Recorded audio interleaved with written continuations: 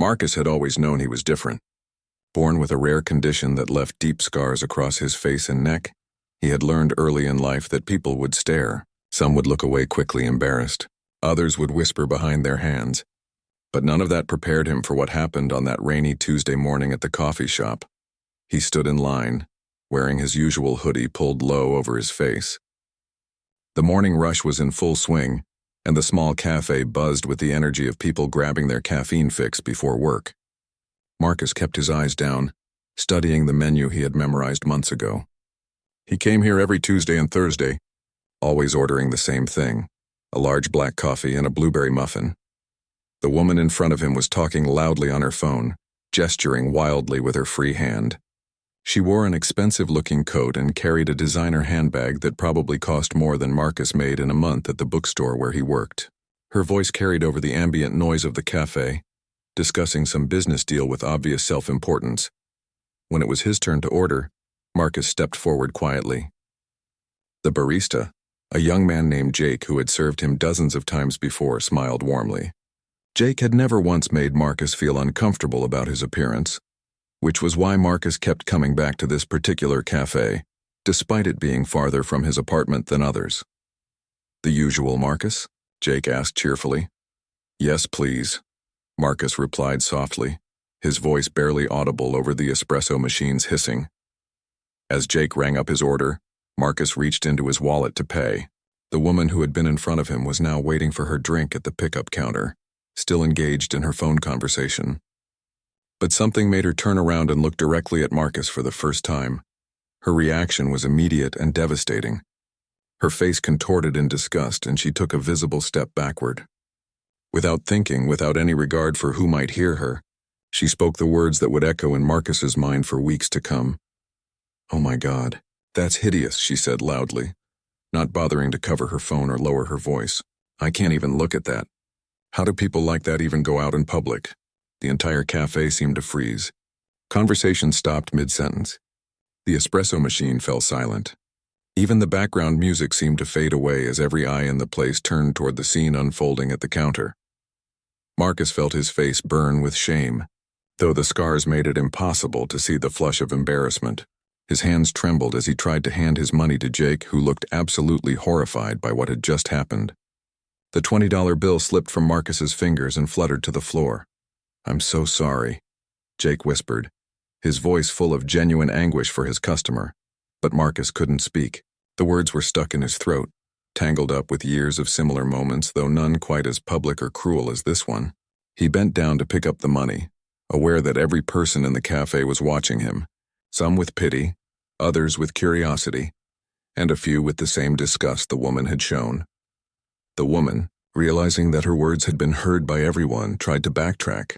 "I didn't mean," she started, but then seemed to decide that explaining herself would only make things worse. She grabbed her drink from the counter and hurried toward the exit, her phone call forgotten. Marcus straightened up and placed the money on the counter with shaking hands. Jake processed the payment quickly, his own hands trembling slightly as he worked. The other customers began to resume their conversations, but the atmosphere in the cafe had changed completely. There was an uncomfortable tension in the air, the kind that follows when something truly awful has happened in a public space. "Your order will be ready in just a minute," Jake said gently, his voice full of kindness that somehow made the situation even more painful for Marcus. Marcus nodded and moved to the pickup area, keeping his hood pulled low and his eyes fixed on the floor. He could feel people stealing glances at him, and he wondered if they were thinking the same thing the woman had said out loud. Were they all disgusted by his appearance? Had he been fooling himself all this time, thinking that most people could look past his scars? As he waited for his coffee and muffin, Marcus thought about the long journey that had brought him to this moment. The childhood surgeries that had helped, but could never completely fix what was broken. The years of physical therapy and speech therapy. The well-meaning but often misguided attempts by family members to boost his confidence. The countless times he had practiced conversations in the mirror, trying to project confidence he didn't feel. He had worked so hard to build a life for himself despite his appearance. The job at the bookstore, where his knowledge of literature and genuine love of books had earned him respect from customers and coworkers alike. The small apartment he had furnished carefully with second-hand finds and plants that thrived under his gentle care. The quiet routine of coffee shops and library visits and evening walks through the park when fewer people were around. All of that effort, all of that careful construction of a life worth living, seemed to crumble in the face of one woman's careless cruelty. Her words echoed in his mind, and he wondered if she was right. Maybe he was being selfish by going out in public, by forcing people to look at something that clearly caused them discomfort. "Marcus?" Jake called softly, holding out a bag and a coffee cup. Marcus approached the counter to collect his order, grateful that Jake had bagged the muffin so he wouldn't have to stay and eat it in the cafe. He mumbled a thank you and turned toward the door, eager to escape the scene of his humiliation. But as he reached for the door handle, something unexpected happened. A voice called out behind him, clear and strong enough to be heard throughout the cafe. "Excuse me, sir. Could you wait just a moment?" Marcus froze at the door, his hand still gripping the handle. He had been so close to escaping, so close to disappearing back into the anonymous safety of the street. Now someone was calling after him, and he wasn't sure he could handle another confrontation. His shoulders tensed as he slowly turned around. The voice belonged to an elderly woman sitting alone at a corner table. She was perhaps 70 years old, with silver hair pulled back in a neat bun and kind eyes behind wire-rimmed glasses. She wore a simple blue cardigan over a floral dress, and her table was covered with what appeared to be student papers she had been grading.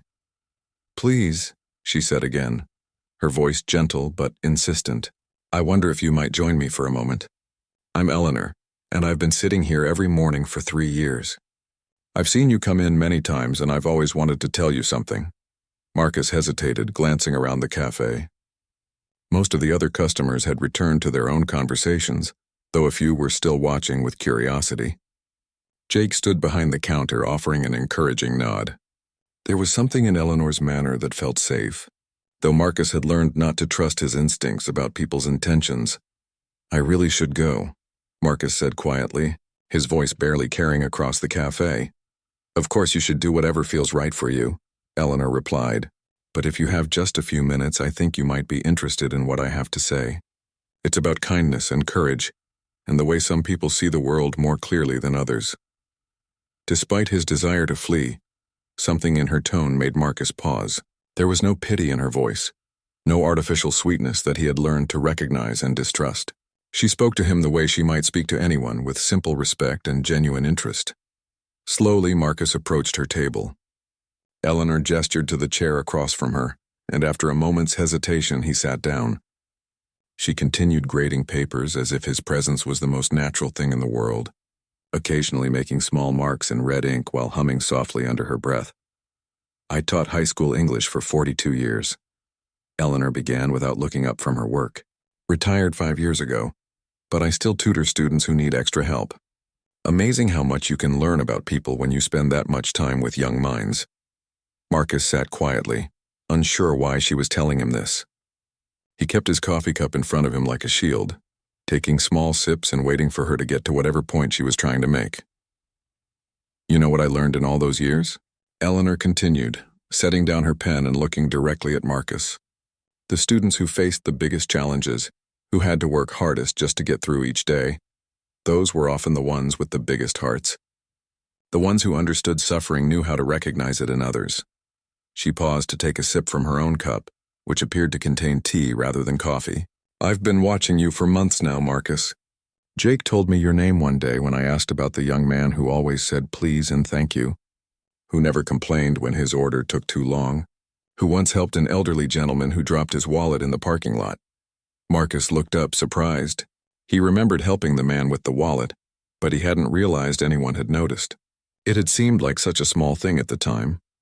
"I've seen how you interact with the world," Eleanor continued. "You hold doors for people without being asked. You step aside to let others pass. You speak gently to children who stare, helping them understand that it's okay to be curious but important to be kind. You do all of this despite having every reason to be angry at a world that hasn't always been fair to you." Marcus felt tears building behind his eyes. He had spent so much energy trying to be invisible, trying not to burden others with his presence, that he hadn't realized anyone was paying attention to the positive things he did. "What that woman said to you was cruel and unnecessary," Eleanor said firmly. But I want you to know that her words say nothing about who you are and everything about who she is. A person's character isn't revealed by their appearance, Marcus. It's revealed by their actions, their choices, and the way they treat others. Eleanor reached across the table and gently touched Marcus's hand. Her skin was soft and warm, marked with age spots and thin from years of living, but her touch was strong and reassuring. I lost my husband 3 years ago, she said quietly. Richard was the most handsome man I'd ever seen when we met in college. Movie star looks, charming smile, the kind of man who turned heads wherever he went. I thought I was the luckiest woman in the world. She paused, her eyes growing distant as she remembered. But Richard was selfish. He was vain and thoughtless and cruel to people he considered beneath him. He made fun of waitresses who weren't fast enough, homeless people who asked for help, anyone who didn't meet his standards of worthiness. It took me years to see past his beautiful face to the ugly person he was inside. Marcus listened intently, understanding that Eleanor was sharing something deeply personal with him. The most beautiful person I ever knew was my brother Tommy, Eleanor continued. He had cerebral palsy, couldn't walk without braces, spoke with a stutter that made some people lose patience with him. But Tommy saw goodness in everyone.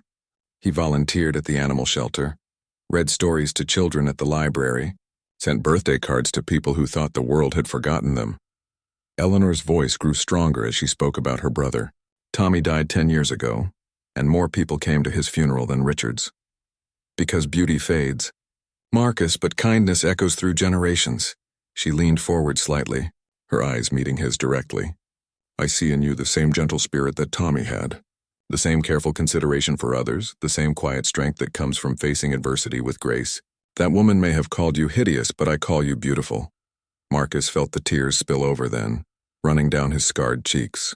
No one had ever said anything like that to him before. No one had ever seen past his appearance to recognize the person he tried so hard to be. There's something else I want to tell you, Eleanor said, her voice taking on a new urgency. Something I think you need to hear. Eleanor reached into her purse and pulled out a small notebook, the kind teachers often carry to jot down observations and reminders. She flipped through several pages before finding what she was looking for. 2 weeks ago, I was here grading papers when a young mother came in with her daughter. Eleanor began, reading from her notes. The little girl, maybe 6 years old, was having a complete meltdown, screaming, crying, throwing herself on the floor. The mother was exhausted and embarrassed, trying everything she could think of to calm her child. Marcus remembered that day clearly.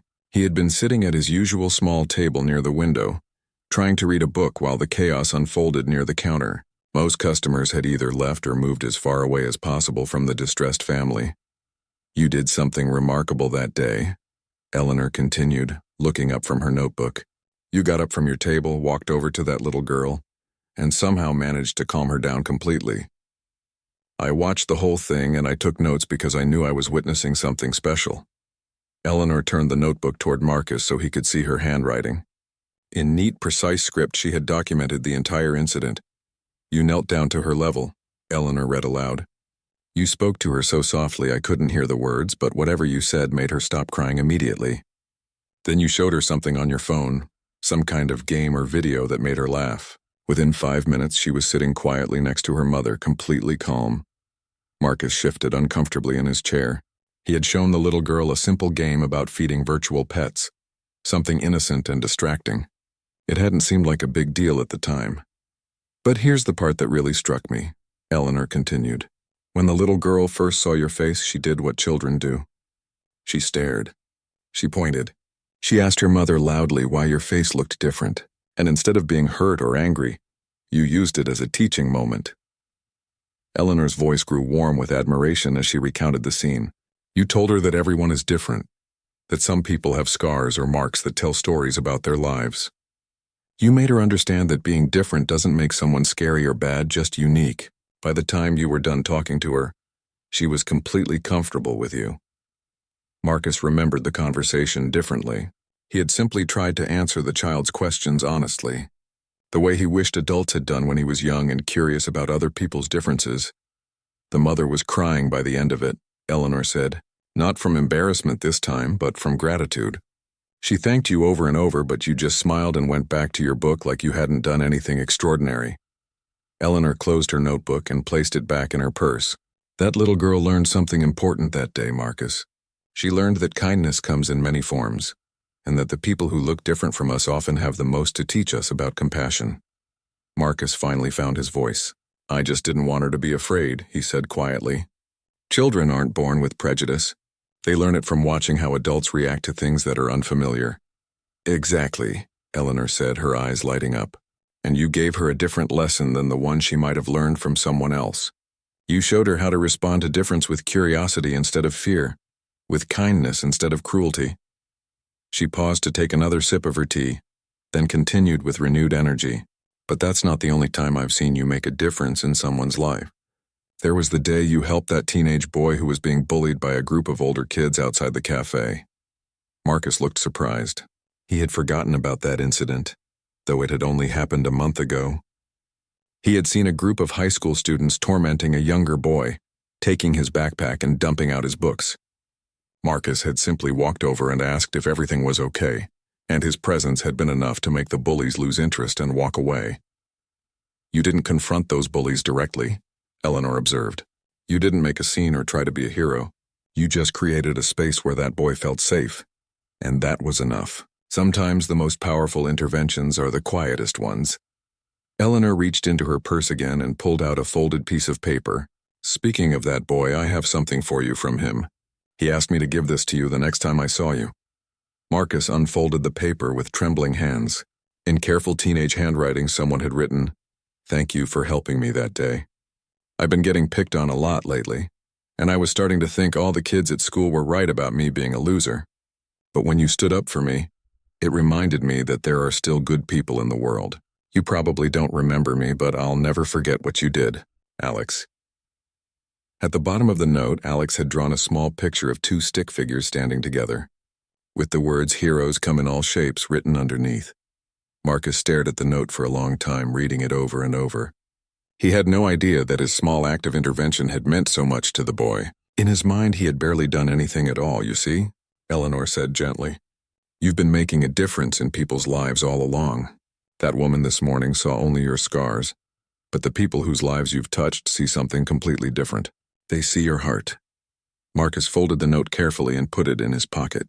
For the first time since the incident at the counter, he felt something other than shame and hurt. He felt a small spark of pride, not in his appearance, but in the person he had chosen to become despite his challenges. Why are you telling me all this? Marcus asked. Why did you keep notes about what I do? Eleanor smiled, and for a moment she looked much younger than her 70 years. Because I'm writing a book about everyday heroes, Marcus. About people who make the world a little bit better just by being themselves. And you, my dear young man, are one of those heroes. The revelation took Marcus's breath away. He had never thought of himself as heroic in any way. Heroes were supposed to be strong and confident and brave, everything he felt he wasn't. I don't feel like a hero, Marcus said honestly. The best ones never do. Eleanor replied with a knowing smile. That's what makes them heroes. Eleanor reached into her purse and pulled out a small notebook, the kind teachers often carry to jot down observations and reminders. She flipped through several pages before finding what she was looking for. 2 weeks ago, I was here grading papers when a young mother came in with her daughter, Eleanor began, reading from her notes. The little girl, maybe 6 years old, was having a complete meltdown. Screaming, crying, throwing herself on the floor. The mother was exhausted and embarrassed, trying everything she could think of to calm her child. Marcus remembered that day clearly. He had been sitting at his usual small table near the window, trying to read a book while the chaos unfolded near the counter. Most customers had either left or moved as far away as possible from the distressed family. You did something remarkable that day, Eleanor continued, looking up from her notebook. You got up from your table, walked over to that little girl, and somehow managed to calm her down completely. I watched the whole thing and I took notes because I knew I was witnessing something special. Eleanor turned the notebook toward Marcus so he could see her handwriting. In neat, precise script, she had documented the entire incident. You knelt down to her level, Eleanor read aloud. You spoke to her so softly I couldn't hear the words, but whatever you said made her stop crying immediately. Then you showed her something on your phone, some kind of game or video that made her laugh. Within 5 minutes, she was sitting quietly next to her mother, completely calm. Marcus shifted uncomfortably in his chair. He had shown the little girl a simple game about feeding virtual pets, something innocent and distracting. It hadn't seemed like a big deal at the time. But here's the part that really struck me, Eleanor continued. When the little girl first saw your face, she did what children do. She stared. She pointed. She asked her mother loudly why your face looked different, and instead of being hurt or angry, you used it as a teaching moment. Eleanor's voice grew warm with admiration as she recounted the scene. You told her that everyone is different, that some people have scars or marks that tell stories about their lives. You made her understand that being different doesn't make someone scary or bad, just unique. By the time you were done talking to her, she was completely comfortable with you. Marcus remembered the conversation differently. He had simply tried to answer the child's questions honestly, the way he wished adults had done when he was young and curious about other people's differences. The mother was crying by the end of it, Eleanor said, not from embarrassment this time, but from gratitude. She thanked you over and over, but you just smiled and went back to your book like you hadn't done anything extraordinary. Eleanor closed her notebook and placed it back in her purse. That little girl learned something important that day, Marcus. She learned that kindness comes in many forms, and that the people who look different from us often have the most to teach us about compassion. Marcus finally found his voice. I just didn't want her to be afraid, he said quietly. Children aren't born with prejudice. They learn it from watching how adults react to things that are unfamiliar. Exactly, Eleanor said, her eyes lighting up. And you gave her a different lesson than the one she might have learned from someone else. You showed her how to respond to difference with curiosity instead of fear, with kindness instead of cruelty. She paused to take another sip of her tea, then continued with renewed energy. But that's not the only time I've seen you make a difference in someone's life. There was the day you helped that teenage boy who was being bullied by a group of older kids outside the cafe. Marcus looked surprised. He had forgotten about that incident, though it had only happened a month ago. He had seen a group of high school students tormenting a younger boy, taking his backpack and dumping out his books. Marcus had simply walked over and asked if everything was okay, and his presence had been enough to make the bullies lose interest and walk away. You didn't confront those bullies directly, Eleanor observed. You didn't make a scene or try to be a hero. You just created a space where that boy felt safe, and that was enough. Sometimes the most powerful interventions are the quietest ones. Eleanor reached into her purse again and pulled out a folded piece of paper. Speaking of that boy, I have something for you from him. He asked me to give this to you the next time I saw you. Marcus unfolded the paper with trembling hands. In careful teenage handwriting, someone had written, "Thank you for helping me that day. I've been getting picked on a lot lately, and I was starting to think all the kids at school were right about me being a loser. But when you stood up for me, it reminded me that there are still good people in the world. You probably don't remember me, but I'll never forget what you did, Alex." At the bottom of the note, Alex had drawn a small picture of two stick figures standing together, with the words, "Heroes come in all shapes," written underneath. Marcus stared at the note for a long time, reading it over and over. He had no idea that his small act of intervention had meant so much to the boy. In his mind, he had barely done anything at all. You see, Eleanor said gently, you've been making a difference in people's lives all along. That woman this morning saw only your scars, but the people whose lives you've touched see something completely different. They see your heart. Marcus folded the note carefully and put it in his pocket. For the first time since the incident at the counter, he felt something other than shame and hurt. He felt a small spark of pride, not in his appearance, but in the person he had chosen to become despite his challenges. "Why are you telling me all this?" Marcus asked. "Why did you keep notes about what I do?" Eleanor smiled, and for a moment she looked much younger than her 70 years. "Because I'm writing a book about everyday heroes, Marcus. About people who make the world a little bit better just by being themselves. And you, my dear young man, are one of those heroes." The revelation took Marcus's breath away. He had never thought of himself as heroic in any way. Heroes were supposed to be strong and confident and brave. Everything he felt he wasn't. "I don't feel like a hero," Marcus said honestly. "The best ones never do," Eleanor replied with a knowing smile. "That's what makes them heroes."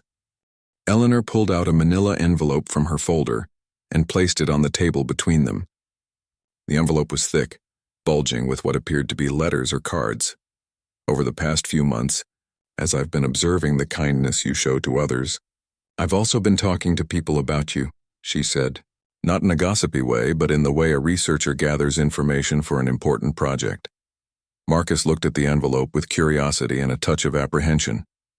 He wasn't sure he was ready to hear what other people thought about him, especially after this morning's devastating encounter. "I spoke to Jake." "Of course," Eleanor continued, gesturing toward the barista who was still working behind the counter. "I also talked to some of the regular customers here, the librarians at the downtown branch where you spend your afternoons, and even some people at the bookstore where you work." Eleanor opened the envelope and began pulling out various pieces of paper. "What I discovered was remarkable, Marcus. You've touched more lives than you realize, and people remember your kindness long after you've forgotten the moments yourself." She spread several handwritten notes across the table. "These are from people who wanted to thank you for things you probably don't even remember doing." Marcus stared at the collection of papers in disbelief. He had no idea that anyone had been paying attention to his interactions with others, let alone that they had cared enough to write about them. Eleanor picked up the first note and read aloud. "This is from Mrs. Patterson, an elderly woman who comes here every Thursday morning. She writes, 'I wanted to thank the young man with the scars who helped me when I fell outside the cafe last month. I was so embarrassed and hurt, but he was so gentle and kind. He helped me up, made sure I wasn't seriously injured, and even offered to call my daughter. He waited with me until I felt steady enough to walk. I'll never forget his compassion." Marcus remembered Mrs. Patterson clearly now. She had tripped on the uneven sidewalk and scraped her knee. He had simply done what anyone would do, or at least what he hoped anyone would do. Eleanor picked up another note. This one is from a young father named Tom. He writes, "My 5-year-old son was having a panic attack in the children's section of the library. He has autism and gets overwhelmed in crowded places. A man with facial scars approached us and somehow knew exactly what to do. He didn't try to talk to my son directly or make a big fuss. Instead, he quietly sat nearby and started building something with the library's blocks. My son was fascinated and gradually calmed down. The man never said a word to us, just smiled and walked away once my son was okay. I wanted to thank him for understanding that sometimes the most helpful thing you can do is just be present." Marcus felt tears building in his eyes again. He remembered that day at the library, how distressed the little boy had seemed, how helpless his father had looked. Marcus had simply tried to create a calm space without drawing attention to the situation. "Here's one from a teenage girl named Jessica," Eleanor continued. She writes, "I work part-time at the bookstore, and there's a customer who comes in regularly who has scars on his face. At first, I was nervous around him because I didn't know how to act, but I've watched him with other customers, especially the kids who come in for story time. He's so patient and gentle with them. When they ask about his scars, he explains in a way that makes them understand that everyone has something that makes them special. One little girl told her mom that the nice man taught her that scars are just proof that someone was brave. I learned so much about kindness just from watching him." Marcus was overwhelmed by these revelations. All this time he had been so focused on trying to be invisible, trying not to be a burden to others, that he hadn't realized the positive impact he was having. Eleanor reached for another letter, this one written on official hospital letterhead. "This one might surprise you the most. It's from Dr. Rebecca Martinez at Children's Hospital." Marcus looked up sharply. He had never been to Children's Hospital, had never met any Dr. Martinez. He couldn't imagine how he could have impacted someone there. Eleanor began reading the letter aloud. Dr. Martinez writes, "I'm reaching out because one of my young patients told me a story that I think you should hear. 8-year-old Emma was recently diagnosed with a condition that will require multiple surgeries and will likely leave her with permanent facial scarring. She has been refusing to leave the house or attend school because she's terrified of how other children will react to her appearance." Marcus listened intently, beginning to understand where this story might lead. Emma's mother brought her to the downtown library last week. Hoping that being around books might lift her spirits, Eleanor continued reading. While they were there, Emma saw a man with facial scars helping other children and interacting normally with everyone around him. She watched him for over an hour, seeing how kind he was and how the children responded to his gentleness rather than his appearance. Eleanor paused and looked directly at Marcus. Emma went home and told her parents that she wanted to be brave like the man in the library. She said if he could go out in the world and help other people, maybe she could too. She returned to school the following Monday. Marcus felt as if all the air had been knocked out of his lungs. A little girl facing the same challenges he had, faced his entire life, had found courage by simply watching him exist in the world. Dr. Martinez concludes her letter by saying that Emma talks about you regularly in her therapy sessions, Eleanor said. You've become a symbol of hope for her, proof that people with facial differences can live full, meaningful lives. Eleanor folded the letter carefully and placed it back with the others. Marcus, you have no idea how many people you've inspired just by being yourself, by refusing to hide, by treating others with kindness despite the cruelty you've faced, by showing the world that worth isn't determined by appearance. Marcus wiped his eyes with the back of his hand, overwhelmed by the weight of these revelations, all these people, all these moments of connection and kindness that he had forgotten or dismissed as insignificant. I keep detailed notes about people like you, Eleanor said gently. People who make a difference without trying to make a difference. People who change the world one small act of kindness at a time. She pulled out a notebook different from the one she had shown him earlier. This one was leather-bound and filled with careful observations written in her precise handwriting. This is my record of everyday heroes, Eleanor explained. People who don't make headlines or win awards, but who make life better for everyone around them. David is in here, of course, but so are dozens of others. Eleanor flipped through the pages, showing Marcus glimpses of other stories, other people who had overcome challenges and chosen kindness over bitterness. But your section is one of the longest, she said with a smile, because your impact on others is extraordinary, even if you don't see it yourself. Marcus looked at the pages devoted to his story, filled with Eleanor's careful observations and copies of the letters from people whose lives he had touched. It was like seeing himself through completely different eyes, as if Eleanor had been watching a different person entirely. That woman this morning was wrong, Marcus, Eleanor said firmly. Not just cruel, but factually incorrect. You are not hideous. You are beautiful in the ways that matter most. Eleanor carefully placed all the letters back in the envelope and handed it to Marcus. I want you to have these, she said, for the days when you doubt your worth, when someone's cruelty makes you forget who you really are. Marcus accepted the envelope with trembling hands, still struggling to process everything he had learned about himself in the past hour. The weight of the letters felt significant, like he was holding proof of a life he hadn't known he was living. There's something else, Eleanor said, her voice taking on a new tone of excitement. Something I've been working toward, and I think you're ready to hear about it. She pulled out her phone and scrolled through her emails until she found what she was looking for. 3 months ago, I submitted a proposal to the city council for a new community program.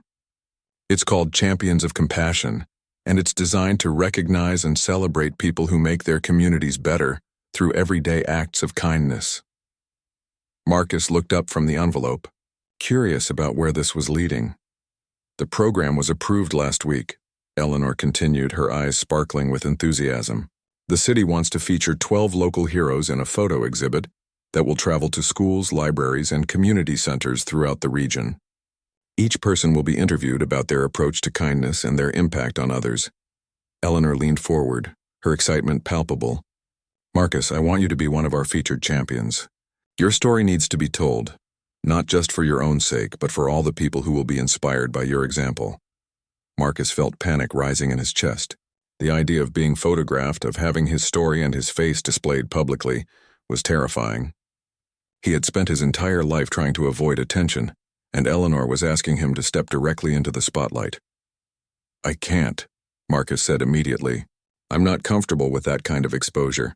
What if people react like that woman did this morning? What if I become a target for more cruelty?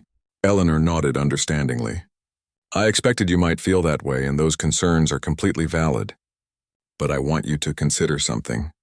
Right now, people like little Emma at Children's Hospital only have rare accidental glimpses of adults with facial differences living full lives. What if we could give them more? She pulled up a photo on her phone showing a young girl with bandages covering half her face. This is Emma. She's been asking her parents to bring her back to the library every day, hoping to see you again.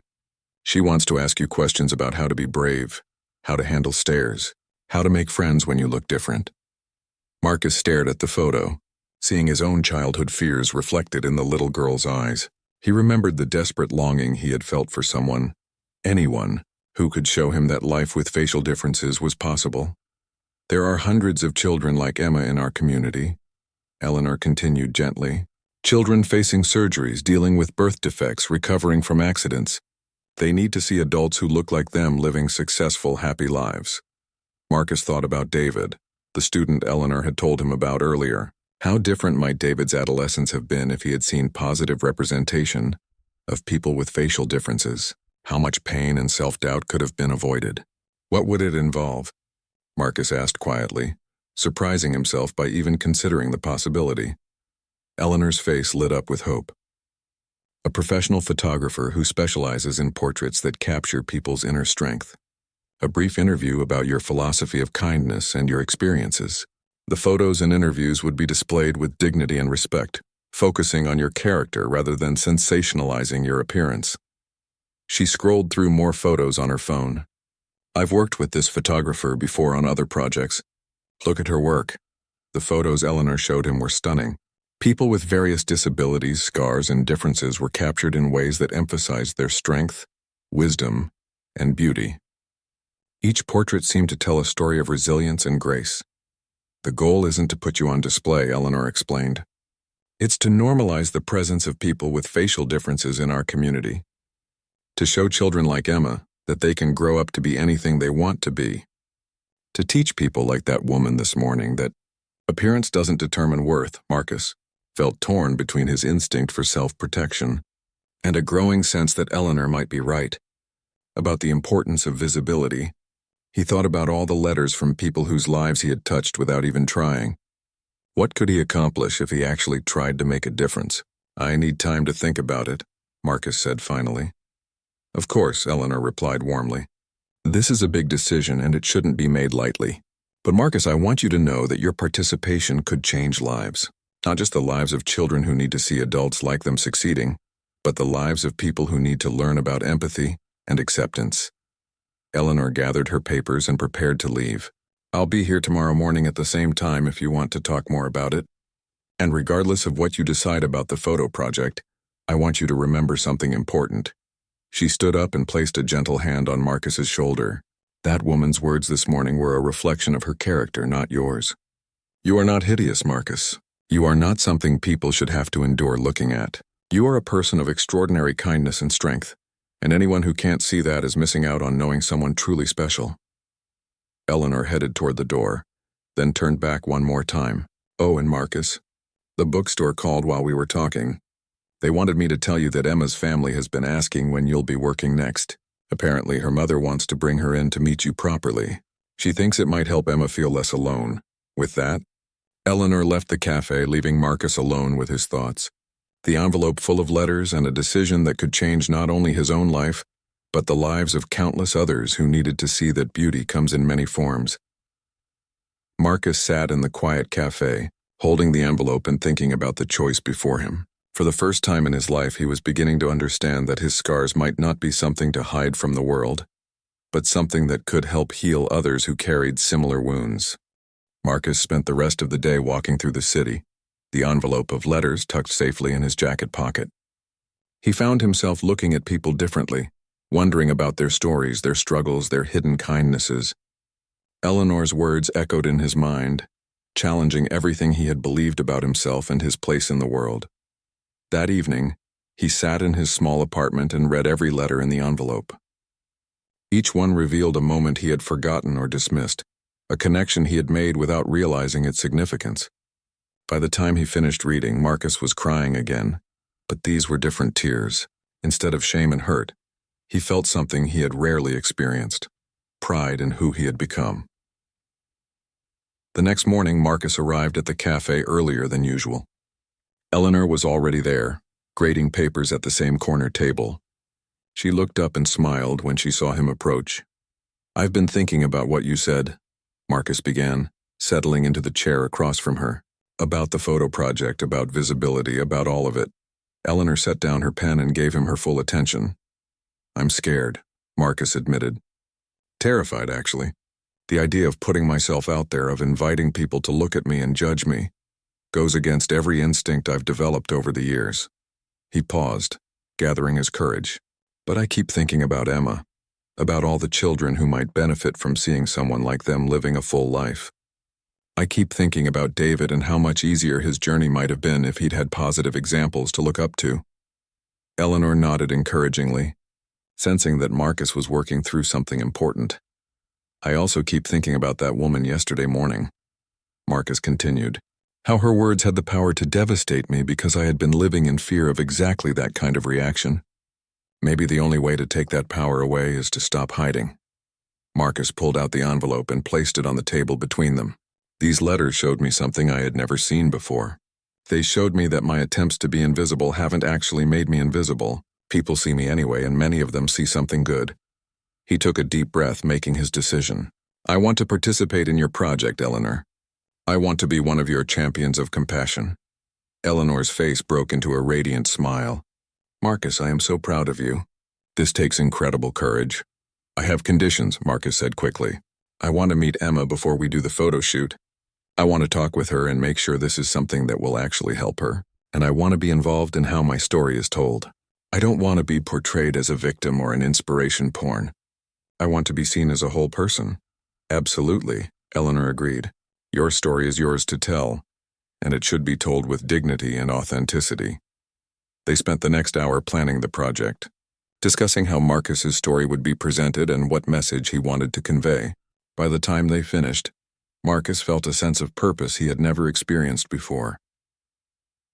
2 weeks later, Marcus found himself in the children's section of the library, waiting to meet Emma and her parents. When they arrived, Emma hung back shyly behind her mother, her face partially hidden by a colorful scarf. Emma, her mother said gently, this is Marcus, the man I told you about. Marcus knelt down to Emma's eye level, remembering how important it had been to him when adults had done the same when he was young. Hi, Emma, he said softly. I heard you wanted to meet me. Emma nodded, still hiding behind her scarf. My mom says you have scars like I'm going to have. I do, Marcus replied honestly. Would you like to see them? Emma nodded again, and Marcus gently pulled back his hood, revealing his scars fully. Emma's eyes widened, but not with fear or disgust. She was studying his face with the frank curiosity of a child. Do they hurt? She asked. Not anymore, Marcus said. Sometimes people say mean things about them, and that hurts my feelings. But the scars themselves don't hurt.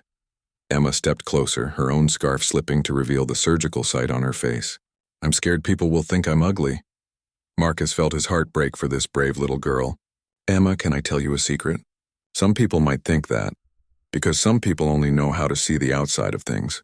But the people who matter, the people who are worth knowing, they'll see how smart and brave and kind you are. He gestured around the library, where several children were playing and reading. Do you see those kids over there?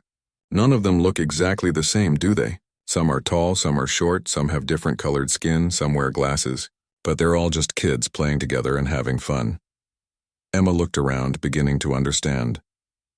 Your scars will be part of your story, Marcus continued. But they won't be the whole story.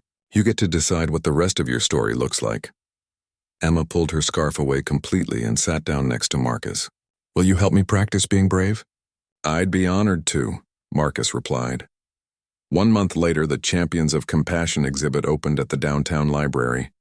Marcus's portrait showed him reading to a group of children, his scars visible but secondary to the joy and engagement on his face and the faces of the children around him.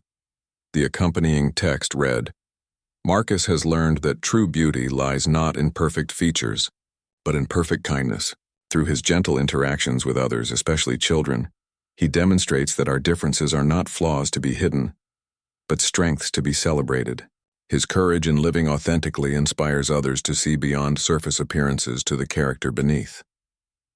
On opening night, Marcus stood nervously beside his portrait as people filed through the exhibit. He watched their faces, some curious, some moved, some clearly seeing him in a new light. Emma arrived with her parents, now confident enough to leave her scarf at home. She ran up to Marcus and hugged him tightly. Look, she said, pointing to his portrait. You're famous now. Marcus laughed, feeling lighter than he had in years. We both are, Emma. We're both brave enough to let people see who we really are. As the evening progressed, several people approached Marcus to thank him for his courage in participating in the exhibit. Parents of children with differences, adults facing their own challenges, teenagers struggling with self-acceptance. Each conversation reinforced what Eleanor had tried to tell him, that visibility matters, that representation saves lives, that choosing courage over fear can change the world. Near the end of the evening, Marcus noticed a familiar figure standing before his portrait. It was the woman from the cafe, the one who had called him hideous. She was reading the text beneath his photo with obvious surprise. Marcus approached her carefully, his heart racing but his resolve steady. "Hello," he said simply. She turned, recognizing him immediately, her face flushed with embarrassment and shame. "I'm so sorry," she whispered, tears forming in her eyes. "What I said that day was inexcusable. I was having a terrible morning and I took it out on you, and that's no excuse for cruelty." Marcus looked at her for a long moment, thinking about how to respond. He could feel the weight of everyone's attention, could sense that this moment would be remembered and talked about. "Thank you for saying that," Marcus replied quietly. "We all have bad days. What matters is what we do next." The woman nodded, wiping her eyes. "What you're doing here, this exhibit, it's important. I have a daughter, and I want her to grow up seeing people's hearts instead of just their faces. Thank you for teaching me that lesson." As she walked away, Marcus felt something shift inside him one final time.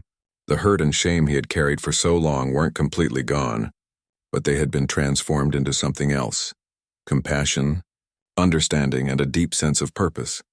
Eleanor appeared beside him, beaming with pride. "Look what you've done, Marcus. Look how many lives you've touched just by being brave enough to be yourself."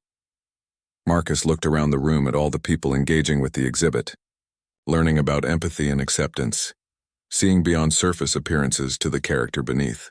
Children like Emma would grow up in a world slightly more accepting than the one he had known. Adults would think twice before making cruel judgments about people who looked different. That woman's words had been meant to wound, to diminish, to make him feel small and unwanted. But in the end, those cruel words had led him to discover his own strength, his own worth, his own power to make the world a kinder place. Marcus smiled, finally understanding what Eleanor had been trying to tell him all along. He was not hideous. He was beautiful in the ways that mattered most, and his tender nature, his capacity for kindness despite the cruelty he had faced, had indeed silenced every doubt about his worth. The scars would always be there, but they no longer defined him. Instead, they had become part of a larger story about resilience, compassion, and the courage to live authentically in a world that doesn't always understand the difference between what is beautiful and what simply looks familiar. Marcus had found his voice, his purpose, and his place in the world, and in doing so, he had helped countless others find theirs as well.